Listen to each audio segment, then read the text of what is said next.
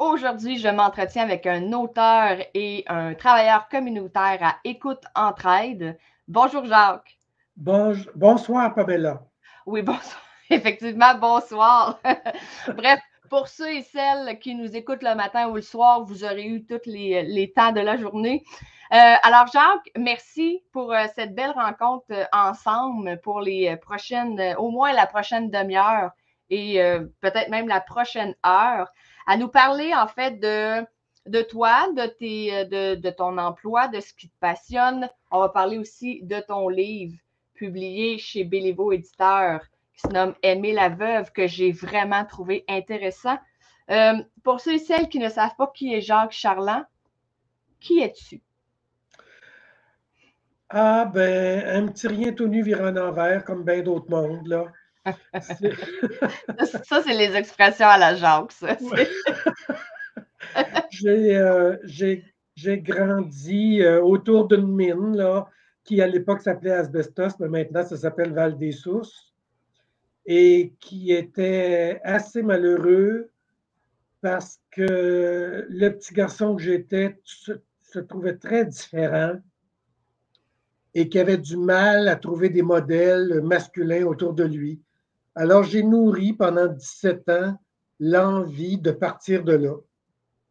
Alors, moi, j'étais bon à l'école, là, je compensais par les études pour oublier où j'étais. Je n'étais pas très bon dans les sports. Alors, les garçons dans mon temps, moi, il fallait faire du sport. Et comme j'aimais le théâtre, bon, on se faisait traiter de tous les noms hein, quand on aimait le théâtre à l'école. Là. Ah Par ouais? les garçons, oh, oui, oh, oui, l'intimidation. Oui, oui, on peut. C'est vraiment, c'est une réalité qui serait à oublier, en fait, mais ça m'a construit.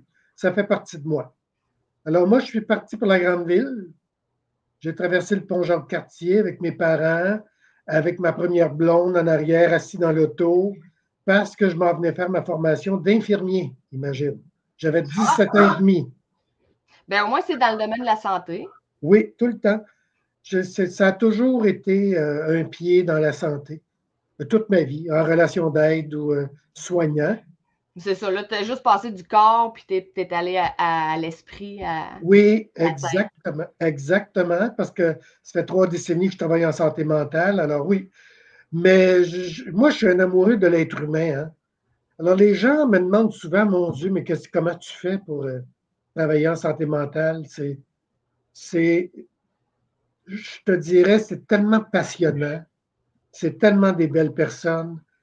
Moi, c'est la perception des gens différents qu'ils ont de la société, la perception qu'ils ont développée, qui les a construits, qui m'intéresse énormément. Leur histoire m'intéresse énormément.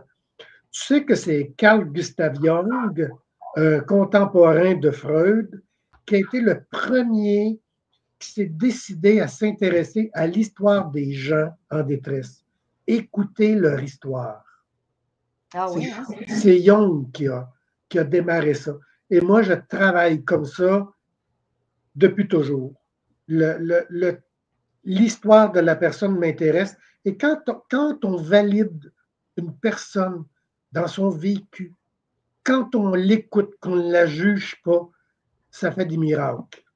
Alors, c'est l'écoute pour moi a toujours fait partie de ma vie. J'enseigne aujourd'hui l'écoute active, l'organisme Écoute Entraide. Alors, ça m'a toujours passionné, ça m'a toujours bercé l'écoute, la vraie écoute là, que je parle.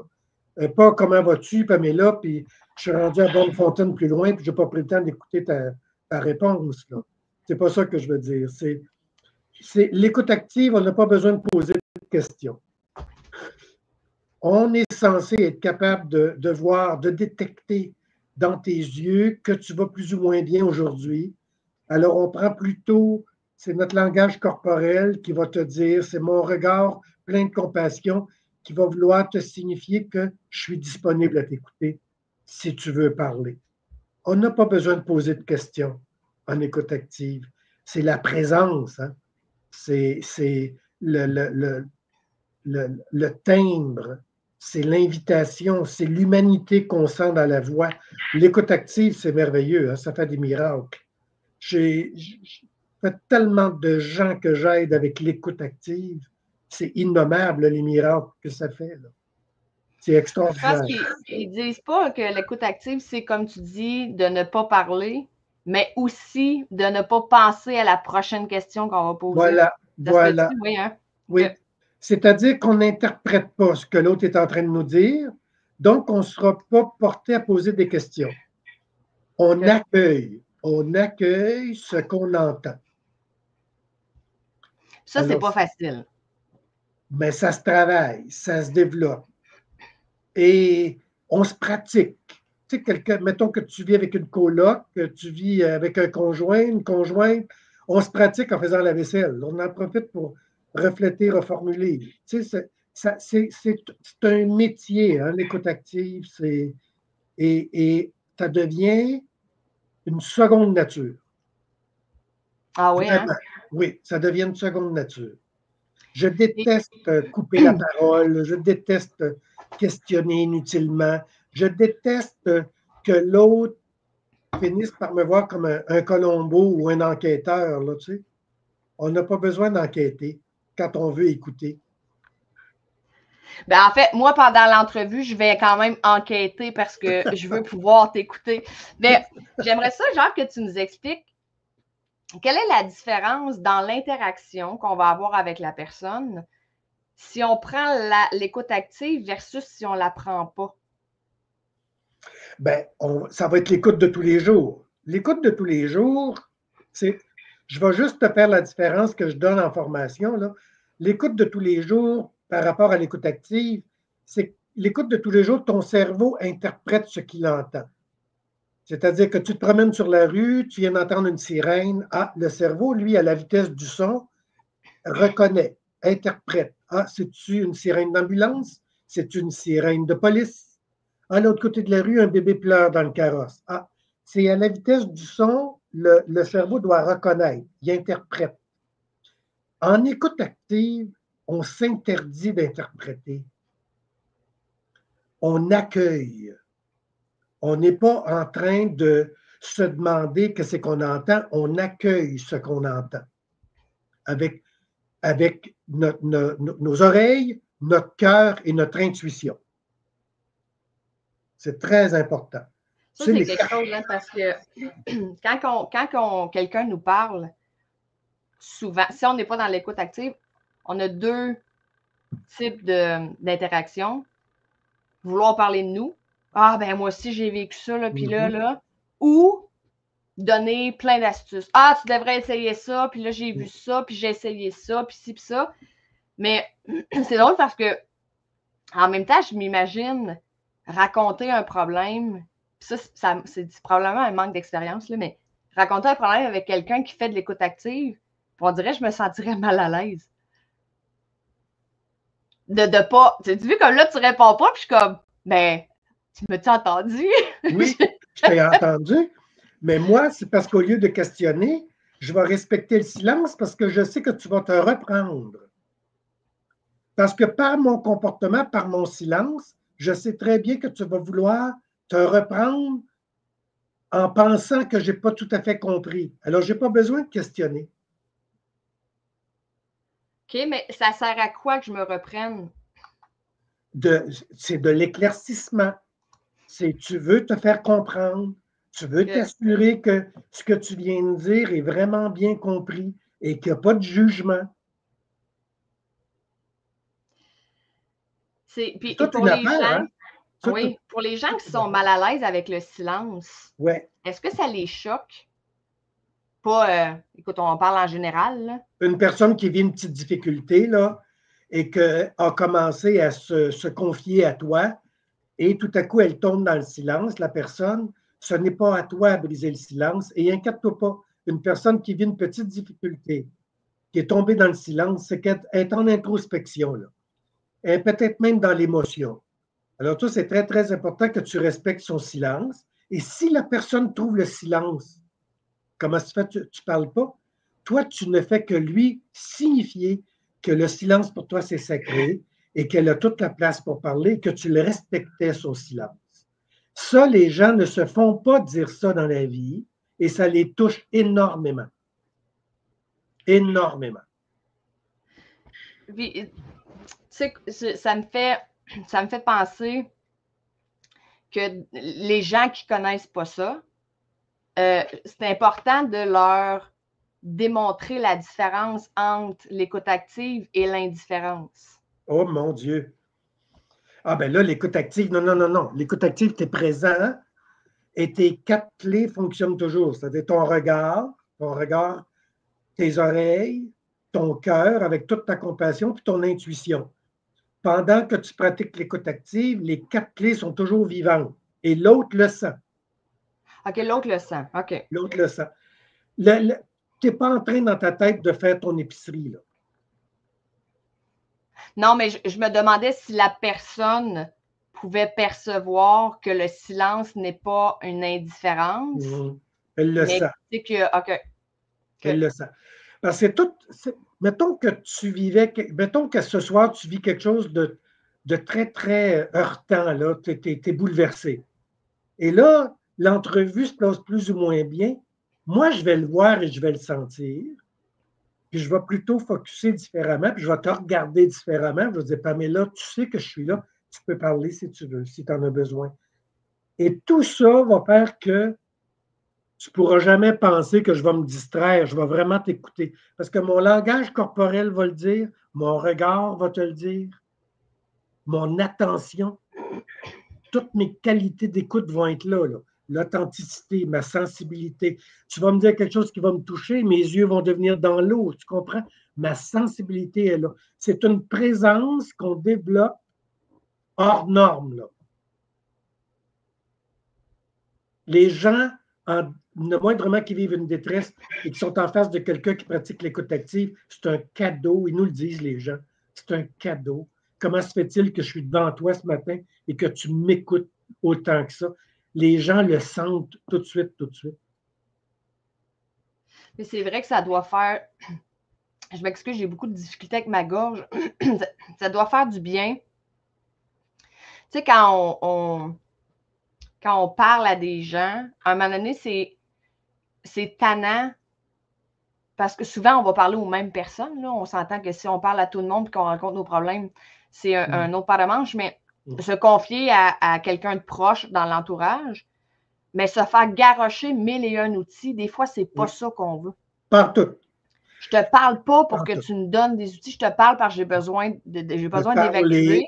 De te libérer de cette émotion-là et pour pouvoir voir clair après. Si quelqu'un te permet de te sortir de cette émotion-là, de mettre le doigt dessus, de la nommer, de te sentir devant quelqu'un avec qui tu peux l'exprimer, il y a un voile qui va se déchirer et tu vas être tu vas avoir de nouveau accès à tes ressources. Nous, on fait confiance à la personne. Il y avait juste un voile. Tu comprends? Il y avait juste un voile qui provisoirement t'empêchait d'avoir accès à tes ressources. Tu étais heurté, tu étais bouleversé. Alors, on s'organise pour que le voile se déchire et puis que, oups, tu sois plus en mesure de parler de la situation que tu es en train de vivre sans être envahi par l'émotion. Quelque chose, hein? Oui. Moi, c'est toute ma vie, ça. C'est fou comment il existe plein d'outils différents. Puis beaucoup dont on n'est même pas au courant. Tu peux prendre la petite formation, hein? Mardi prochain, le 26, c'est 2 heures, c'est hybride. Tu peux la prendre de chez vous. Tu vas sur le site d'Écoute Entraide, tu t'inscris, tu leur dis que tu veux le lien Zoom. C'est à 19h, de 19h à 21h. C'est moi qui la donne avec ma collègue Marie-Hélène. Et puis, tu vas voir de quoi j'ai l'air, comment je transmets mes connaissances. Puis ça dure 2 heures et c'est merveilleux. Tu es libre, hein? Ben, tu vas la redonner, j'imagine, parce que là, la semaine prochaine, c'est la semaine du Salon du Livre. Oui, ben moi aussi. Et non, mais on la donne 4 fois par année. Okay. On donne santé mentale, écoute active, gestion de la colère 4 fois par année. Ça, vous la donnez à un public large ou à la population. Okay. D'ailleurs, on est victime un peu de notre succès. Mardi prochain, le 26, il va y avoir 450 personnes sur Zoom. Oh, wow! C'est bon! Ben oui. C'est bon. Là, juste pour ceux qui nous écoutent, on est présentement le 20 novembre 2024. Donc, Jacques parlait du 26 novembre 2024, juste pour que les gens ne cherchent pas la formation si jamais ils nous écoutent l'année prochaine.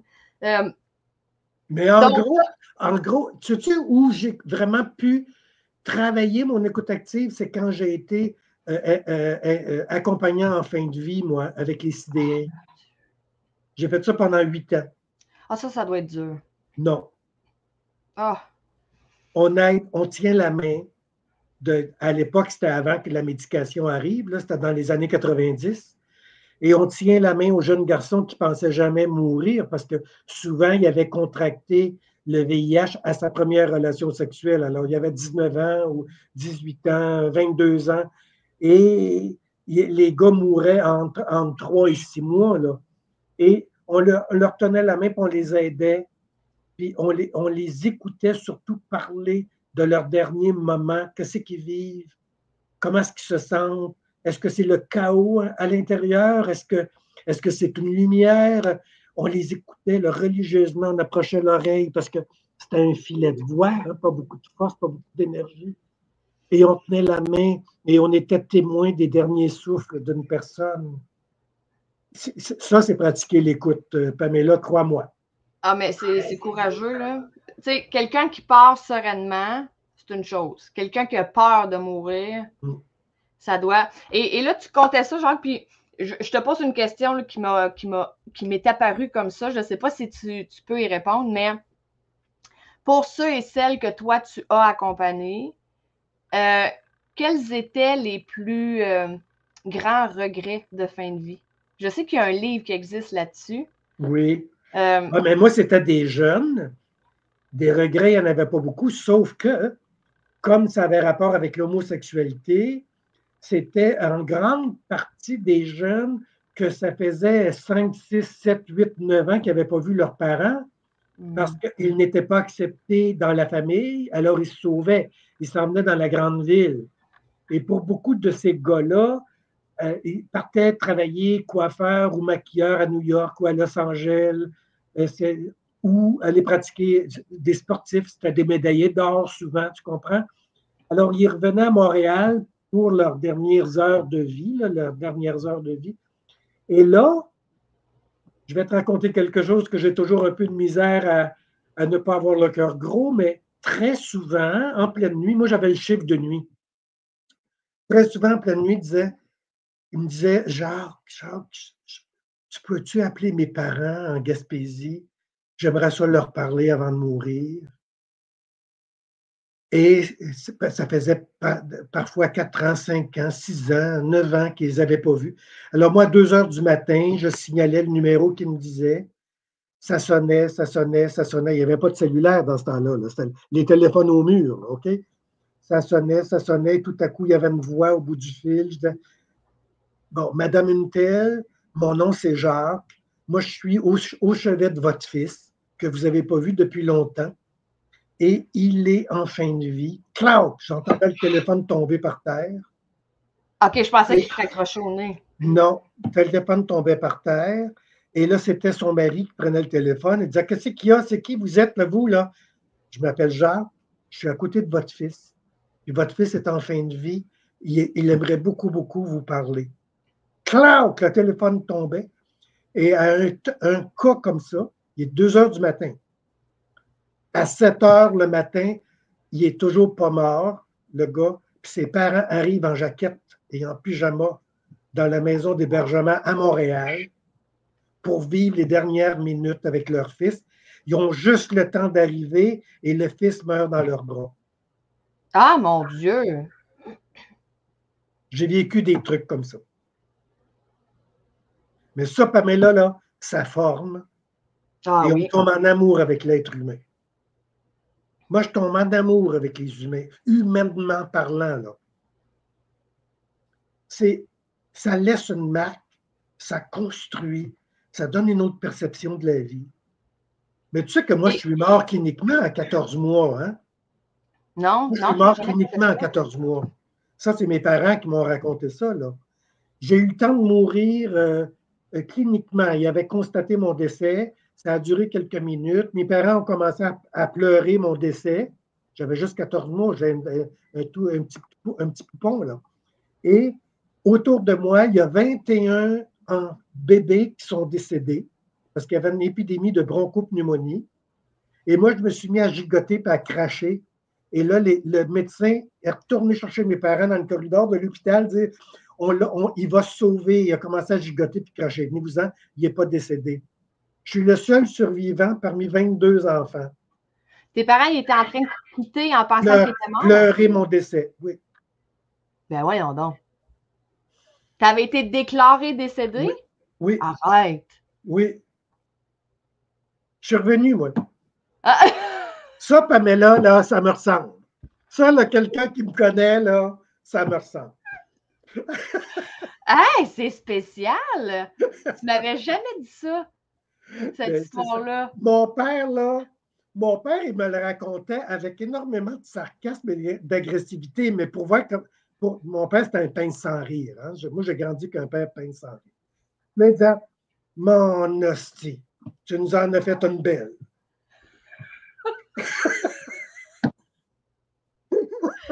Ben voyons donc. Hey, c'est spécial. Oui. Ah ben moi, là, si tu veux qu'on parle jusqu'à 2 heures du matin, je peux t'en raconter des trucs. Là, j'ai une vie de fou, moi. J'ai une vie de fou. Mon conjoint, ça fait 24 ans qu'on est ensemble, puis il en découvre encore. J'en ai tellement de trucs à... Parce que moi, je voulais réaliser mes rêves dans la vie, hein? Et puis, ça m'a fait vivre toutes sortes d'expériences. Oui. Ah oui, c'est sûr. C'est sûr. Moi, une expérience s'approchait de moi, je sautais dedans. Ben, c'est parfait. C'est parfait de même. Dis-moi, Jacques, tantôt, tu as dit, en début d'entrevue, tu as dit que les gens te demandent souvent comment tu fais pour travailler. Si on prend cet emploi-là, mais si on prend aussi les personnes que tu as accompagnées en fin de vie, tu sais, tu as dit, après m'avoir compté là, les 2 parents qui sont arrivés puis le gars qui est décédé, je peux comprendre que ça nous remet en question sur ce qu'on attend de la vie, sur notre façon de voir les choses, sur la fragilité, sur le fait que tout peut s'arrêter instantanément, mais comment on réussit à mettre la tristesse des événements de côté pour en retirer du bon? C'est sûr que... Tu poses une très bonne question, là, parce que, en fait, moi, je suis allé très longtemps en thérapie. Je voulais vraiment comprendre la mienne, ma souffrance, et tourner la page. Et pour faire ce genre de travail-là avec les humains en détresse ou en fin de vie, il faut que tu sois très, très à jour. C'est-à-dire que tu ne dois rien laisser en suspens. Moi, je suis à jour, au jour le jour. Je ne traîne pas un conflit, je ne procrastine jamais, je ne remets jamais à demain. Tous les jours, il faut que je sois à jour, il faut que je sois bien avec moi. J'ai bien dormi, je mange bien, je suis disponible, je suis en équilibre. C'est très important de travailler à mon équilibre. Et c'est pour ça qu'on pourra en venir à mon livre, parce que mon équilibre, moi, je l'ai trouvé dans l'écriture. OK. Et parlant de ton livre, ça, c'est celui que tu as publié avec Béliveau Éditeur, mais tu en as d'autres. Ben, j'avais été publié en 2011, un petit essai sur la condition masculine. Malheureusement, la petite maison d'édition à Saguenay a fermé parce que M. Villeneuve, le directeur, est tombé très malade. Il n'y avait pas de relève. La petite maison est fermée. Alors, mon livre n'existe plus. Il restait 50 exemplaires qui m'ont envoyé par la poste, puis moi, ben, je les ai écoulés en donnant des conférences. Alors, il me reste juste un exemplaire. Mais le tome 2 de cet essai-là est écrit. Alors, on verra avec Béliveau Éditeur s'ils sont intéressés. Alors, on verra. Et là, je suis sur le point de terminer un pamphlet sur la gestion de la colère que j'aimerais bien, bien gros qui sorte début 2025. Là. Je suis vraiment à la fin. Là. Je suis en train de peaufiner. Et j'ai demandé à mon conjoint de me lire là, pour voir si tout va bien, si tout est correct. Et je suis très, très fier de ce que je suis en train de pondre. Là. Et moi, c'est mon équilibre, écrire. Si je n'écrivais pas, tu sais, regarde, en 2022, c'était la pandémie. Tout à coup, je vois sur Facebook qu'il y avait le concours de nouvelles à impératif français. Ah, tiens, j'ai dit, je vais écrire une belle nouvelle. Je vais participer. J'ai gagné en 2022 sur ma langue. Wow! C'est un texte sur ma langue. Je pourrais te l'envoyer, ça, ce texte-là, si tu veux. Hein. Alors, et gagnant d'impératif français de la nouvelle littéraire en 2022. C'est comme, moi, que je vois quelque chose passer, je saute dedans. Tu vis à fond. Oui. Hein? Parle-nous d'Aimé. Ah oui. Cette chère Aimé. Oui. Ton livre, Aimer la veuve, quand la survie se vit au quotidien, comme le sous-titre. Un livre que j'ai dévoré. Je pense que ça m'a pris 3 heures et demie le lire. Je me suis attachée à elle. Elle a vécu. En fait, je te laisse le raconter. Oui. Alors, partons de moi. Moi, j'ai grandi à travers les chuchotements. J'ai grandi en comprenant qu'il y avait des secrets de famille. Les chuchotements me piquaient ma curiosité. Ça ne me faisait pas peur. Il arrivait une de mes tantes, une sœur de mon père, tard le soir, après son chiffre de serveuse. J'entendais les 2 souliers tomber sur le plancher, le bouchon de bière qui se débouchait.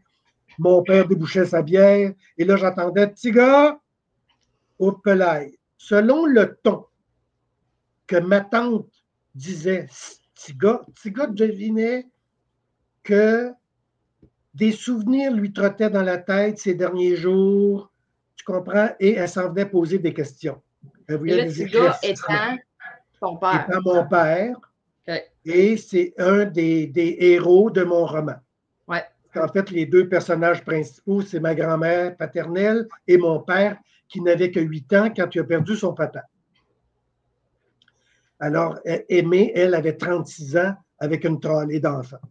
Alors, la misère a commencé. Là, moi, j'entendais les chuchotements. Alors, moi, ça me réveillait, ça. Même si je dormais depuis 9 heures le soir, j'entrebroyais la porte de chambre. Je prêtais mon oreille, puis j'essayais d'écouter, j'essayais d'entendre, j'essayais de comprendre. C'est comme ça que j'ai appris plein de trucs. Le panier des Dames de Sainte-Anne, tu te souviens, tout ça là, dans le roman. Alors, je comprenais avec beaucoup de mystère, parce que quand on apprend des secrets de famille, quand on apprend qu'il y a des trucs cachés dans une famille, on finit par... En fait, on est en contact avec les dégâts de ces secrets-là. C'est rare qu'on est en contact avec les circonstances qui ont mené là. Alors moi, en 87, j'avais 35 ans. Je sortais d'une relation. Et là, je demeurais tout seul dans mon petit 2,5, puis je recommençais ma vie, encore une fois. J'ai recommencé ma vie 4 fois, moi, comme ça, dans ma vie. Là.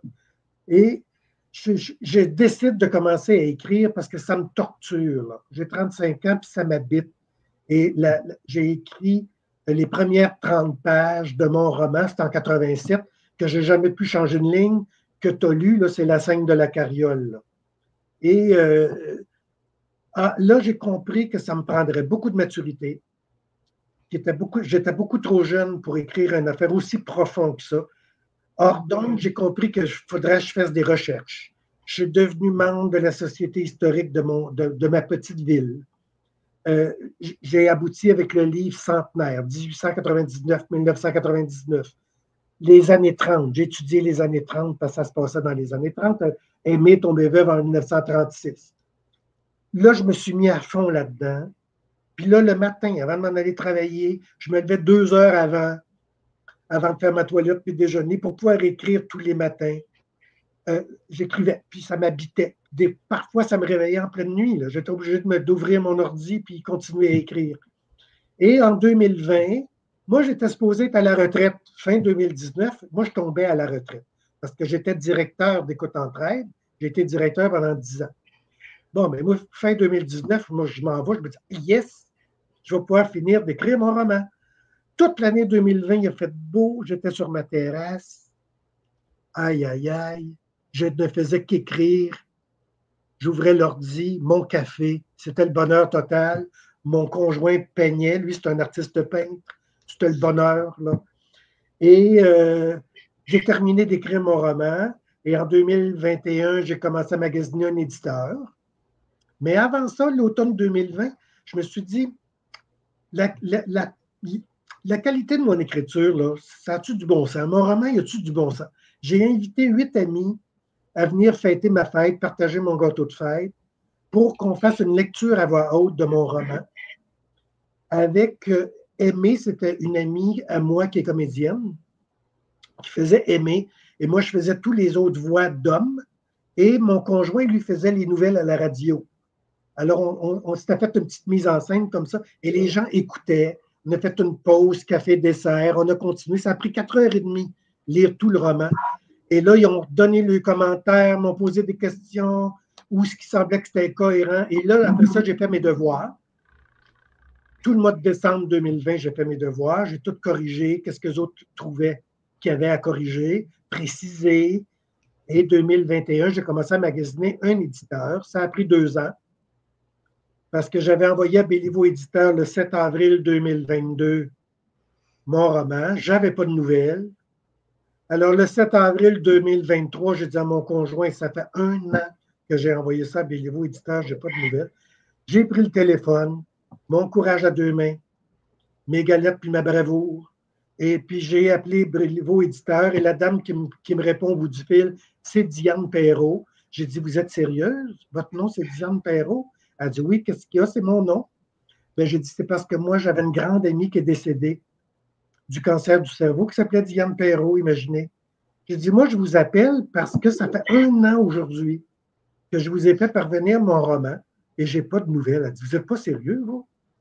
Elle a dit, donnez-moi donc votre numéro de téléphone, je vous rappelle dans 5 minutes. OK, j'attends. Pas de téléphone au bout de 5 minutes. Je dis, bon, mais ça y est. 6h moins quart, le téléphone sonne, c'est Annabelle Boyer. Monsieur Charland, vite, allez ouvrir votre ordi, allez effacer le courriel que je viens de vous envoyer. Ça n'a pas de bon sens, je me suis trompé. Je vous ai envoyé le courriel du refus. Effacez ça, lisez-le même pas. Je vais vous renvoyer à la place comme de quoi vous êtes accepté qu'on vous publie en 2024. Aïe, aïe, aïe, aïe, aïe, aïe, aïe, aïe. Quand ça fait longtemps que tu attends ça, puis que tu as des refus, là, je pense que j'ai eu 25 refus. C'est dur à encaisser les refus. Ah, mais il faut tenir. Il faut être tenace. Alors là, j'ai dit à Annabelle, Madame Boyer, merci beaucoup. OK, j'attends de vos nouvelles. Vous allez me donner tout ça, le contrat, tout ça. Elle dit oui, elle dit une affaire après l'autre, une affaire à la fois. Je ferme la ligne et moi et mon conjoint, on pleurait comme 2 veaux, là. Ça n'a pas de bon sens. Je n'étais plus capable d'arrêter de pleurer. C'était tellement. Je ne sais pas si c'est une joie ou je ne sais pas c'est quoi. Ah, c'est comme plein d'émotions en même temps que tu ne cernes pas, mais tu les vis, puis tu les analyses plus tard. Oui, et là, le processus a commencé et septembre 2024, ben, mon roman est sorti. Et puis là, c'est les salons du livre. La semaine prochaine, ça recommence. Et puis, tu as vu, on a beaucoup de plaisir au salon du livre. Ah oui, bien oui. Pour ceux qui nous écoutent, Jacques, c'est vraiment un clown dans les salons. En tout cas, c'est les fois où je le vois, que je le côtoie. C'est le petit clown des auteurs en dédicace. Tout le temps, la petite phrase au bon moment, sur le bon ton, avec le bon choix de mots. C'est vraiment excellent. Et juste je veux juste renchérir un peu sur le délai du manuscrit parce que en édition, on reçoit énormément de manuscrits. 1 an, je t'avoue que c'est quand même rare là, que ça arrive, mais tu sais, des 6 à 8 mois avant un retour, c'est pas si inhabituel. Ah, mais tout le monde s'excusait, là. C'était Yannick Pagé qui avait dit à Annabelle et à Mathieu. C'est Yannick Pagé qui avait dit il faut absolument qu'on publie ce roman-là, c'est de toute beauté. Ça a passé d'une craque? OK. C'est toujours difficile à expliquer ces trucs-là, mais là, tout le monde s'excusait. Yannick Pagé apprend que ça faisait 1 an que je n'avais pas eu de réponse. Yannick Pagé me parle par Messenger. Excuse-nous, Jacques, ça n'a pas de bon sens. C'est ça. Tout tout le monde s'excusait, là. Ben oui, ben c'est parce qu'on le sait, tu sais, en plus, on sait à quel point ça tient à cœur, puis à quel point on réalise, en acceptant de publier, on réalise le rêve de quelqu'un. Puis après un an, on se dit, la personne, c'est sûr qu'elle est découragée, puis elle pense que c'est fini, ses chances sont plus là. Fait que c'est tout qu'un retournement d'annoncer à la personne, là, en fin de compte, non, tu vas être publié. C'est beau, c'est vraiment beau. C'est les montagnes russes. Je me demande, puis je ne sais pas pourquoi, là, mais je me demande si tu l'avais su plus tôt, est-ce que ça aurait changé quelque chose? Tu sais, j'aime beaucoup croire, puis j'aime ça y croire quand ça fait mon affaire, qu'il n'y a rien qui arrive pour rien. Fait que si tu l'avais su que ton livre a été sorti plus tôt de quelques mois, ça aurait-tu changé un peu la vie que ton livre va vivre? Non, mais moi, ça ne m'étonne pas parce que c'est l'histoire de ma vie, ça. C'est comme si la vie me forçait toujours à faire mon 50 %. Bon, tu n'as pas eu une nouvelle sans dessin, là, appelle. C'est comme si j'étais toujours obligé de faire mon 50 %. Ah, ouais. Ah, c'est intéressant, ça. C'est l'histoire de ma vie, ça. Et quand tu dis 50 %, c'est-tu toujours un peu des sorties de zone de confort? Oui. OK. Ben oui, il faut que tu prennes ton courage à deux mains. Quand on connaît un petit peu le mouvement, le milieu des éditions, tu te dis, bon, je ne veux pas les heurter. Là, il va encore penser, bon, un nouvel auteur qui va nous fatiguer, qui est nerfs, là, bon. Ah, mon Dieu, c'est pas, donc, font donc pitié les nouveaux auteurs. Tu comprends-tu? Mais moi, c'est que j'ai plus 20 ans. Moi, je viens d'avoir 72 ans, là. Alors, moi, j'ai plus 20 ans. Alors, je me disais, OK, un nouvel auteur, mais je n'ai pas 20 ans. Je vais quand même leur montrer que j'ai de la maturité, j'ai de la colonne, puis que là, je ne les achalerai pas, je ne les intimiderai pas, je ne les harcelerai pas, mais je vais appeler une fois, par exemple. Ben oui, ben oui. Heureusement que tu as appelé. T'imagines si tu ne l'avais pas fait? Tu n'aurais peut-être même pas publié aujourd'hui. Puis Mme Perrault qui me rappelle par après, puis il y avait eu des nouvelles, puis Mme Boyer, vous as-tu appelé? Tout le monde est décontenancé. Ah, mon Dieu. Mathieu Béliveau qui s'en mêle, ben, chante. Ben, ça, c'était tout qu'un accueil. Hein? Il n'y a pas grand monde qui a eu cet accueil-là. Il y a toute l'équipe appelle pour s'excuser, là. Je trouve ça le fun. Je trouve ça très le fun de leur part d'être capable comme d'admettre, hey, on l'a échappé celle-là, on est vraiment désolé. Fait que tous les employés l'aient fait, je trouve ça très, très respectueux de leur part. Continue à nous parler d'Aimé. Oui. Alors là, moi, quand j'ai vu que ça demandait beaucoup de maturité, beaucoup de recherche et tout, ben, je me suis mis, j'ai retroussé mes manches et je me suis mis, j'écrivais ça en me mettant dans la peau de ma grand-mère paternelle et en me mettant dans la peau de mon père à 8 ans.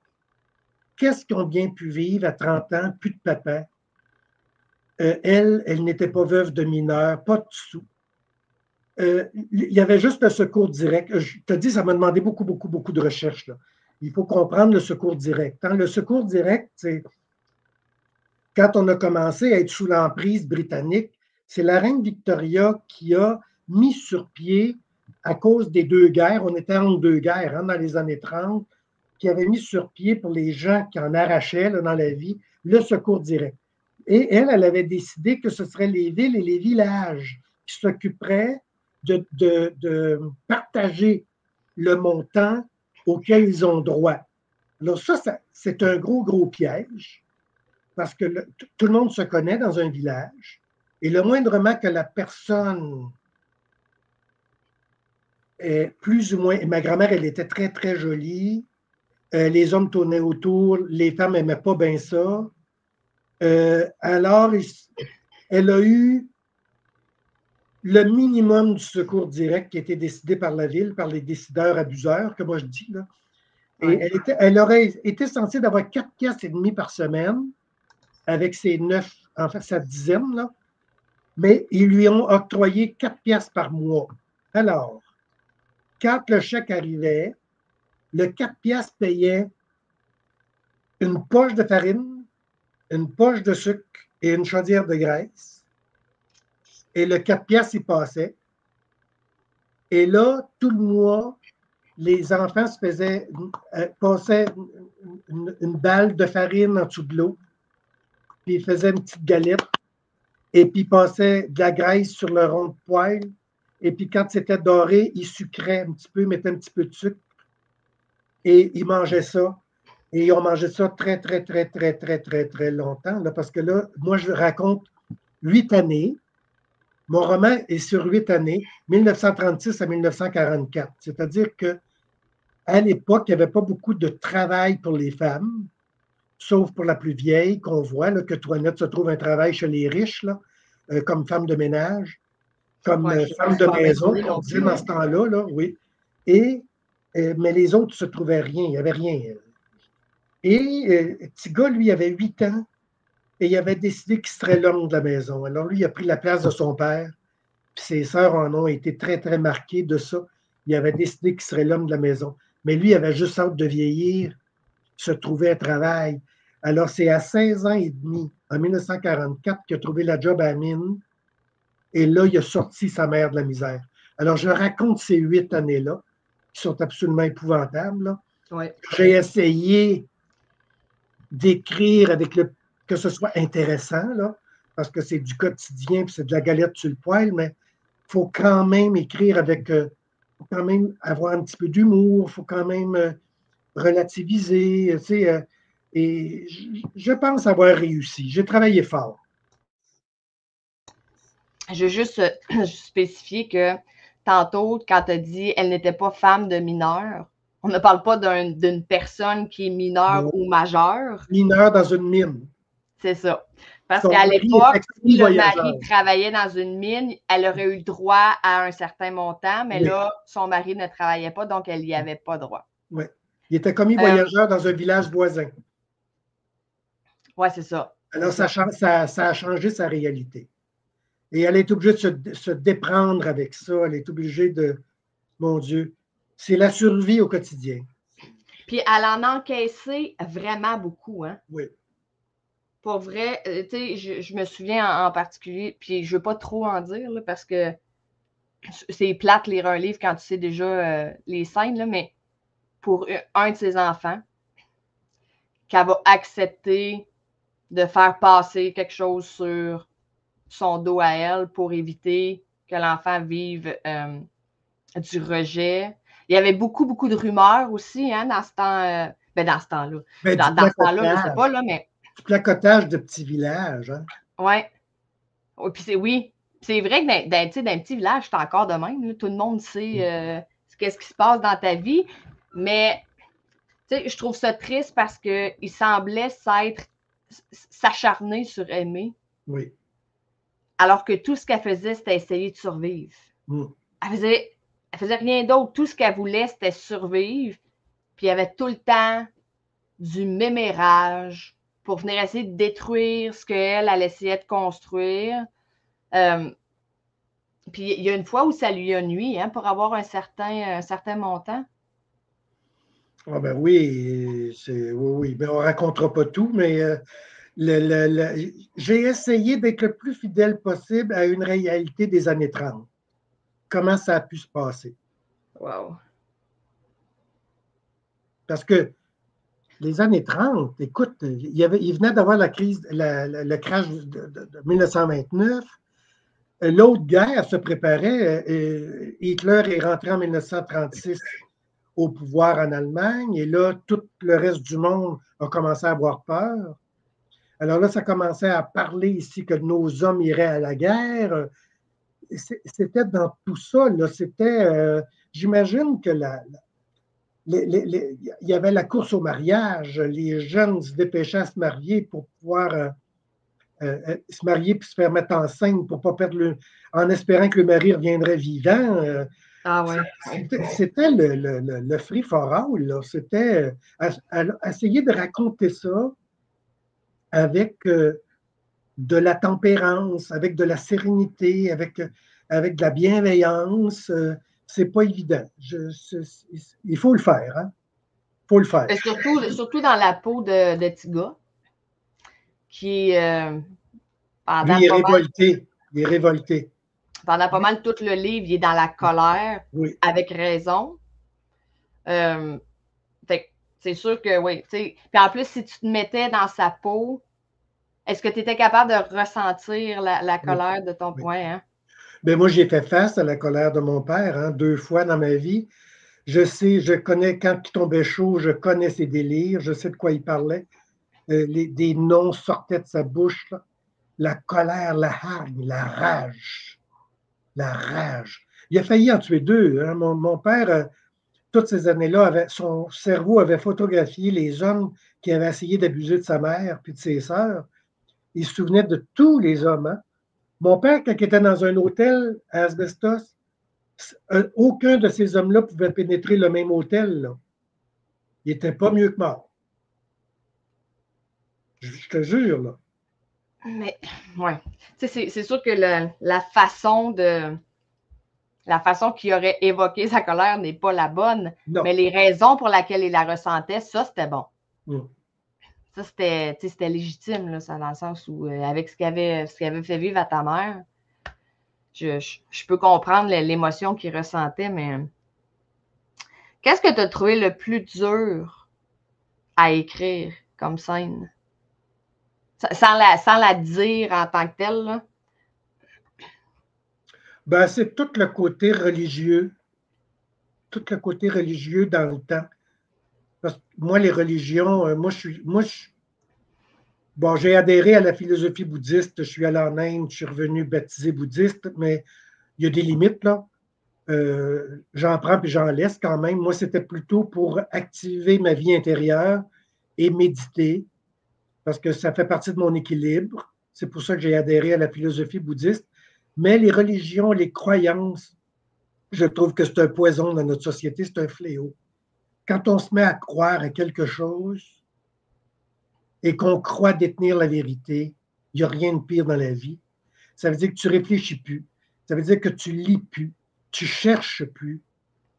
Ça veut dire que tu t'assois sur ta croyance et là, toute ta vie est basée là-dessus, ce que je trouve très dommage parce que la vie, c'est beaucoup plus large, c'est beaucoup plus profond qu'une croyance. Je trouve qu'une croyance, à la limite, je trouve que ça se compare à une résistance. C'est que tu as décidé d'adhérer à une croyance pour pas dealer avec le reste, en fait, on dirait. Je trouve ça très réducteur, moi, une croyance. Très, très réducteur. C'est comme si, en fait, c'est pas nécessairement la croyance, c'est pas de croire en whatever quoi, là, Dieu, Jésus, blablabla. C'est pas nécessairement ça la problématique. C'est comme tu as dit, c'est quand tu penses que tu détiens la vérité. Puis si tu adhères de façon très, très, très stricte à ta religion, c'est comme si tu te mets des œillères, tu peux plus rien, tu pourras jamais aller explorer à l'extérieur, voir, si tu avais été comme ça, tu n'aurais jamais été voir le bouddhisme parce que tu aurais resté dans ta religion première à dire, ben moi, c'est que, si tu veux vivre avec c'est que ça, puis moi, je suis croyant, c'est parfait. Mais pense pas que tu détiens la vérité, puis que c'est ta croyance la meilleure, puis que tout le monde devrait adhérer à ça. Puis ça c'est là que moi, je trouve qu'il y a une problématique. Là. Oui, quand tu penses que c'est ça, que tu détiens la vérité, mais c'est ça, ça dépend tout le temps de l'ouverture. Pour répondre à ta question, ça a été d'écrire. J'avais pas le choix parce que ma grand-mère, à l'époque, il lui restait que Jésus sur sa croix à qui se confier, en fait. Là. Alors, elle l'a prié, elle l'a supplié, elle l'a engueulé, elle a tout fait avec Jésus, là, elle. Là. Probablement que ça lui faisait beaucoup de bien aussi. Oui, puis c'était une pas pire croix, là. C'était pas ceux-là qu'on met par-dessus la porte, là. Hein? Une croix d'église. La croix, ouais. Ben, pour vrai, puis à la grosseur que ça a, je pense que tu as quasiment l'impression que tu parles vraiment à quelqu'un. Tu sais, c'est pas comme si, ben là, moi, j'en ai pas, là, mais c'est pas comme si je prends un petit objet puis je me mets à y donner de la chenoute. Je le sais que je parle à rien. Mais s'il y a quasiment ta taille, oui. J'ai l'impression que tu parles vraiment à quelqu'un. Fait qu'elle s'est laissée aller, puis elle a dit, mais sur un méchant tas d'ailleurs.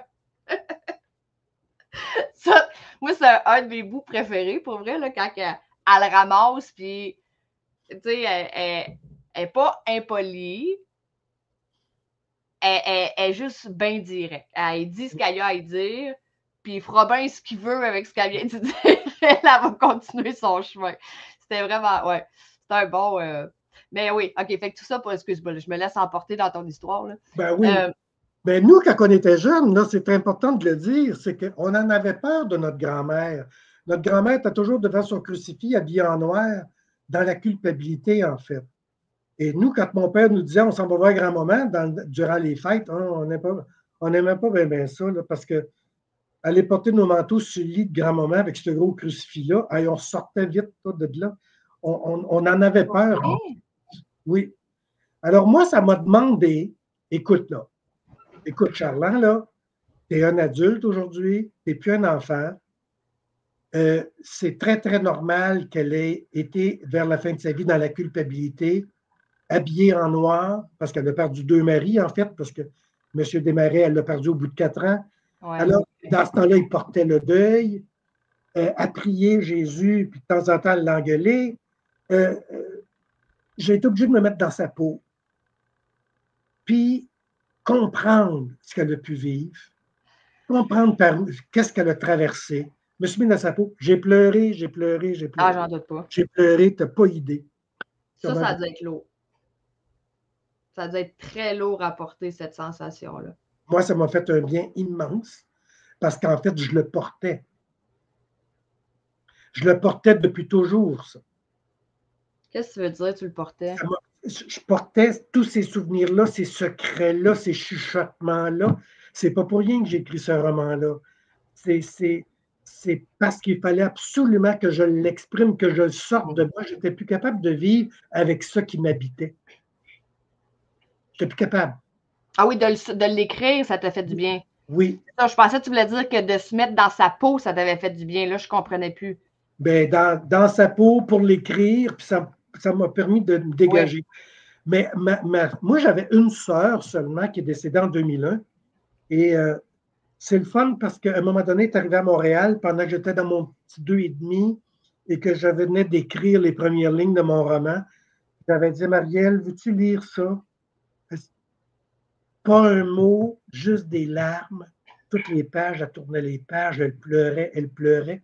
Elle ne m'a rien dit. Elle n'avait pas besoin de rien me dire. Moi, j'avais ma réponse. Je me disais, je ne me trompe pas. Parce que si je me trompais, elle me l'aurait dit. Ah ouais? Pas un mot.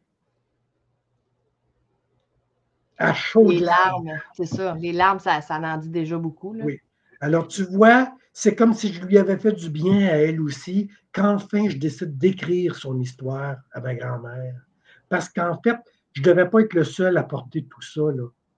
Ma cousine la plus jeune, Sylvie, qui avait hâte de le lire, elle n'en revient pas, elle n'en revient pas. Elle dit, ça fait partie de notre patrimoine, ça va être dans mon testament. J'aurais jamais pensé qu'un de mes cousins écrive la vie de notre grand-mère comme ça. Elle est épatée. Est-ce que, et si c'est trop personnel, tu me le dis, tu as le droit, mais est-ce que tu avais certaines choses à pardonner, que ce soit à ta grand-mère, à ton père, peu importe, qui t'ont permis de justement pardonner en écrivant ce livre-là? Ah ben oui, ben oui. Moi, mon père est mort en 1973 à l'âge de 46 ans. Il est décédé la semaine de ma fête. Moi, ma fête, c'est le 13 novembre. Il est décédé le 11. Mais 3 mois avant, au mois d'août, on avait été faire une petite visite à Asbestos et mon père, encore là, était rentré sous et voulait mener le boucan. Et ça a été une grande, grande, grande chicane. C'est la 2e fois que je faisais face à sa colère. Et là, il n'a pas réussi à me faire peur. Je y ai fait face. Je l'ai assis. Je l'ai engueulé comme je l'ai ridiculisé comme il m'avait toujours fait toute ma vie. Aujourd'hui, avec des regrets, c'est sûr, là, mais je lui ai fait face. Mais moi, là, il est décédé 3 mois après. Moi, là, j'ai le moton. Là, moi, je suis pogné avec ça, là, cette chicane-là. Ça m'a pris 20 ans à faire mon deuil. Parce que tu n'avais pas eu le temps de dire que tu t'excusais. Et écrire ce roman-là, ça a été une façon de dire, papa, pardonne-moi, je suis en train de vous écrire un hommage. C'est un hommage à vous deux, toi et ta mère. Pardonne-moi. Je suis allé trop loin dans ma colère. Oui. Est-ce que d'écrire ton livre t'a permis de comprendre d'où provenait sa colère ou tu le savais avant? Je le savais avant, mais Okay. aller dedans, ça permet de comprendre les raccoins pas mal. Hein? Oui. Oui. Ben ouais. On peut comprendre, savoir quelque chose, mais de le vivre, c'est plus Se mettre dans intense. la peau d'un petit gars, Ouais. ils sont pauvres. Lui, il grandit petit à petit parce qu'il avait 8 ans. Rendu à 9 ans, il grandit. Les souliers ne lui font plus. Elle n'a pas d'argent. Elle va être obligée d'aller aux disciples d'Emmaüs, le nomme ça comme tu veux. Là. Eux autres, c'était le cercle Saint-Aimé. Il trouvait des petits souliers. Lui est dans la balançoire, puis il n'en revient pas, même si les souliers sont seconde main. Il n'arrête pas de les regarder, ces souliers, là, tu comprends? Alors, il fallait que je me mette dans sa peau comme ça. Là. Ouais. Et c'est ça que j'ai aimé. Il n'y avait pas autant d'aide qu'aujourd'hui. Il ne pouvait pas, lui, dire « Maman, je vais aller voir une travailleuse sociale parce que j'ai beaucoup de colère. » Ça ne se passait pas de même.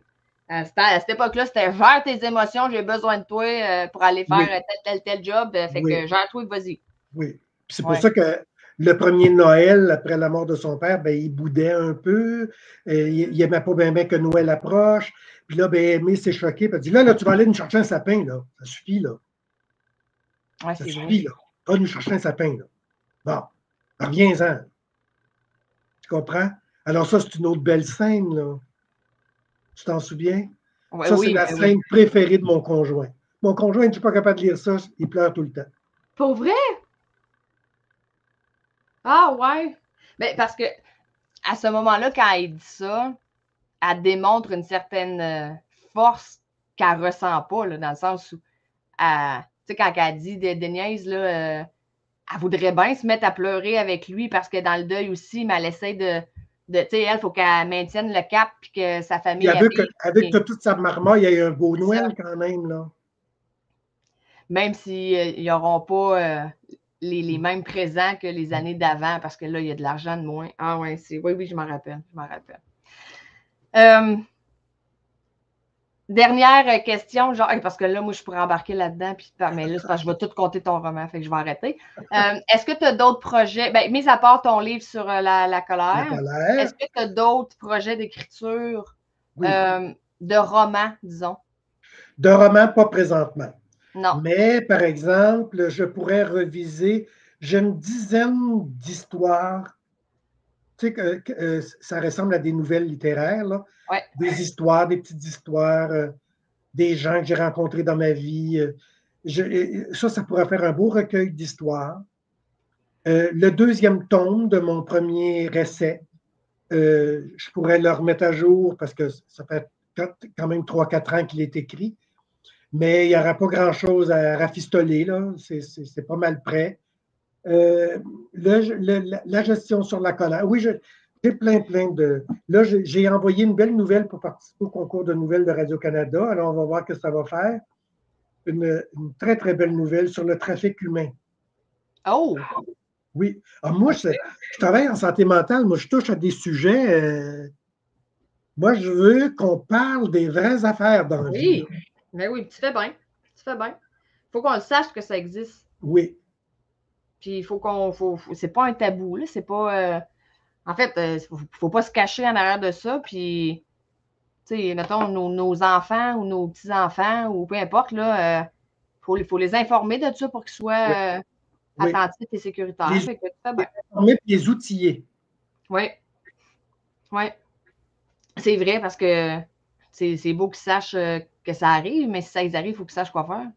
Oui. Super intéressant. Hey, Jacques, merci. Merci. C'était, pour vrai, là, c'était vraiment. Je me suis sentie à un certain moment, puis il a fallu que je me ramène, là, mais comme si on était à un café ensemble, puis que tu me racontais des trucs, puis j'ai été capable d'oublier qu'on était en enregistrement, que ça allait se retrouver sur les réseaux sociaux, mais je me suis vraiment sentie comme un beau moment d'amitié à juste partager, parler de la vie puis de ce qui te passionne. C'était vraiment le fun. Ben, moi, je t'adore déjà, hein, Pamela. C'est pas compliqué. T'es fin. Là, si tu veux aller t'inscrire, tu peux t'inscrire à l'autre, la gestion de la colère, là, l'autre en janvier ou février. Là. OK, Mais je vais aller ce voir. serait intéressant que tu y participes. Tu verrais vraiment ce que je fais. Tu me verrais comme formateur aussi. Oui, un autre rôle que je t'ai pas vu encore. Oui. OK. Laisse-moi mijoter ça. C'est formidable. Merci beaucoup. Puis c'est sûr que si, écoute, tes prochaines publications, nous referons une entrevue ensemble pour en parler et que tu continues à nous divulguer des histoires qui captent ma curiosité au max. Alors, merci tout le monde pour avoir assisté à cette belle entrevue avec Jacques Charland et on se retrouve pour une prochaine entrevue.